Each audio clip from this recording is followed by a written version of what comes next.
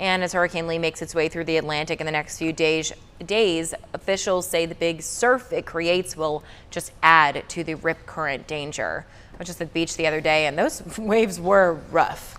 I was like, I can't go in for more than a few minutes because I feel like I'm going to get swept. It's going to get worse before it gets better. Yeah. By Wednesday, Thursday, as the storm's getting as close as it's going to get to the coast. Right. Seas just offshore, 10, 15, maybe 20 feet.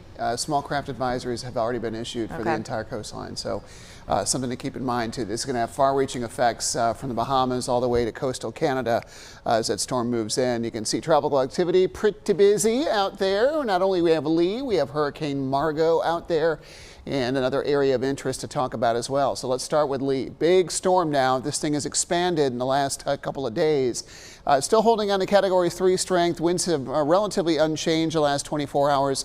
Still holding on to 115. The storm has slowed down, not a ton, but enough. West-northwest winds at about 6 miles per hour, movement at 6 miles per hour, allowing that storm to expand some. If you compare it to the size of Bahamas and Florida, you can see that it's a big storm, expected to continue its track and gradually begin to turn northward. That should happen tonight into tomorrow, keeping the center of the storm well offshore. But really the effects up and down the coastline will be substantial, and we'll have to watch for potential landfall in New England somewhere, likely Maine or the maritime Canadian provinces, a good bet. But the rains that they're going to see, we just talked about the flooding they had up in Massachusetts.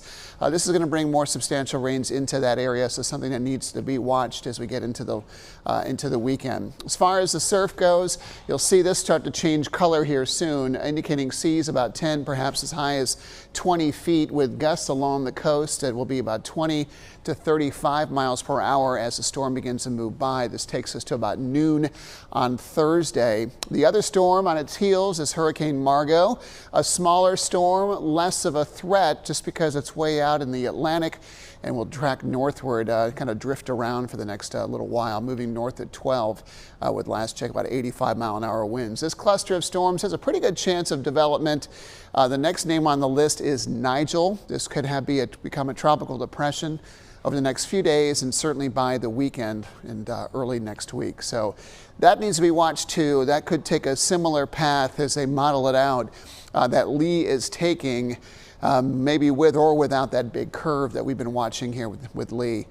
Temperatures right now warming up pretty steadily, lower 80s to mid 80s across much of the area, factoring in high humidity is starting to feel like 90 degrees in Lexington, 89 in Burlington, and even some lower 80s in the foothills.